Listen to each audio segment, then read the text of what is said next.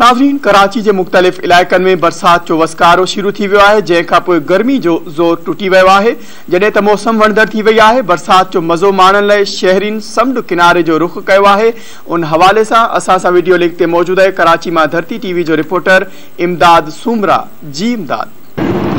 जी बिल्कुल, अव्हांखे ॿुधाईंदालूं त हिन वक़्तु कराची के मुख़्तलिफ़ इलाक़नि में तेज़ बरसात जो आहे वो वसकारो शुरू थी चुको है।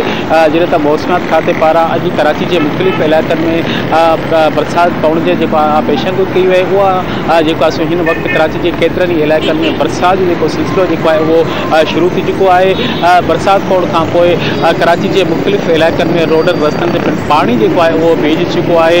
जॾहिं त बल्दियात खाते पारां बरसात जो पानी कढण लाइ इन वक्त जो है ॻरियूं मशीनूं जो मुख़्तलिफ़ इलाक़नि में पहुचाई वयूं आहिनि।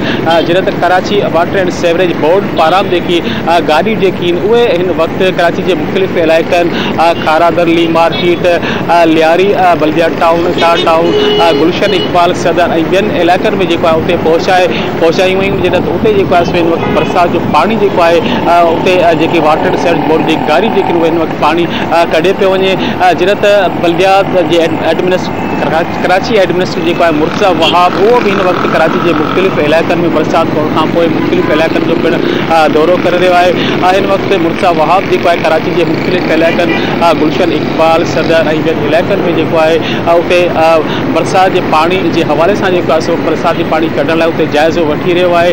अॼु जो है मौसमियात खाते पारां कराची के मुख़्तलिफ़ इलाक़नि में तेज़ बरसात की आगाही थी हिन वक्त बरसात जो सिलसिलो जो है वो शुरू थी वियो आहे, जेको 2 जुलाई खां 5 जुलाई ताईं वो सिलसिलो जारी रहंदो।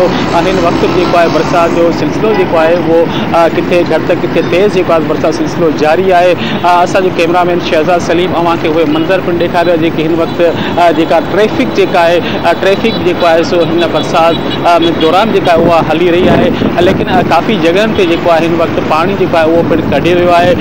ट्रैफिक जो है हिन वक्त रवानो है। ट्रैफिक के जो मुख़्तलिफ़ रोडन से जो है पानी जो वो पिण कढियो वियो है। हिन वक्त ट्रैफिक जो है वह पिण रवानो है। जिन त मौसमियात खाते पारां 2 जुलाई खां 5 जुलाई ताईं जेका बरसात पवण जी आगाही कई वई। हिन वक्त बरसात जो सिलसिलो जो है वो पिण जारी है। जी।